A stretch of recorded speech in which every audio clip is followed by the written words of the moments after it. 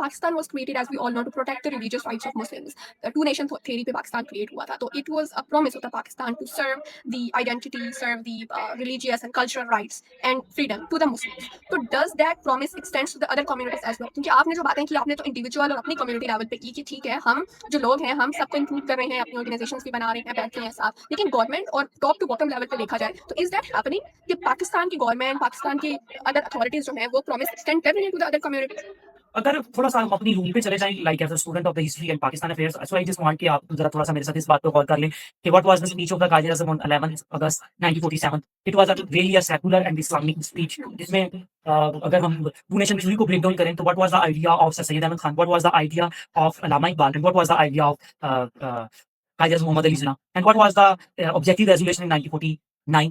तो अगर हम उन सब चीज़ों को कोलैब करके और एक ही फ्रेम में देखें, एक ही लेंस के साथ देखें जो कि बाइस्ड लेंस नहीं है, तो हम देखते हैं कि Pakistan is a very beautiful country जहाँ पे सब चीज़ें जो हैं वो बड़े अच्छे तरीके से और ज़बरदस्त तरीके से चल रही हैं। मैं थोड़ा-सा बस इसको थोड़ा-सा एक्सटेंड इस तरीके से कर रहा हूँ कि अगर आप कायद आज़म की स्पीच सुनें that affects me a lot as a minority it's affect me a lot, it is very near to my heart. I have crammed it or I just used to speak everywhere.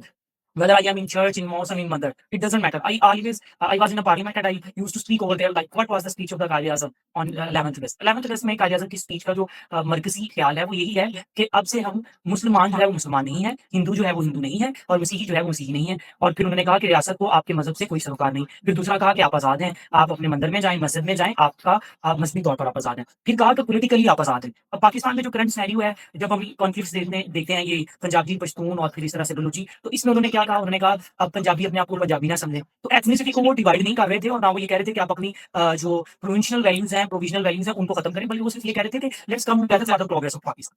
तो हमें तो ये पूरा यकीन है और we really believe in the constitution of the Pakistan 1973 के constitution में जो हमारे पास फंडामेंटल्स का चैप्टर है, वो तो हमें पूरे राइट्स दे रहा है। सो राइट्स सारे कॉन्स्टिट्यूशन में डिफाइंड हैं, फाउंडिंग फादर्स के माइंड में भी आइडिया बिल्कुल क्लियर था, they are very visionary, they are very clear about that idea कि अगर हम हिंदुस्तान में थे, हम भारत में थे, बरसगीर में थे और we are in the minority and जो हिंदू थे दे वर इन मेजॉरिटी। तो जब हम पाकिस्तान को एस्टैब्लिश करेंगे या एक स्टेट को एस्टैब्लिश करेंगे जो कि इंडिपेंडेंट स्टेट होगी, जहाँ पे इस्लामिक वैल्यूज को, इस्लामिक टीचिंग को एक्सरसाइज किया जाएगा, वहाँ पे हम इस बात को ज़रूर मद्देनज़र रखेंगे कि वहाँ पे जो मिनॉरिटीज़ होंगी, they are very clear about that कि जहाँ जब पाकिस्तान में मिनॉरिटी आएँगी, they have the equal rights that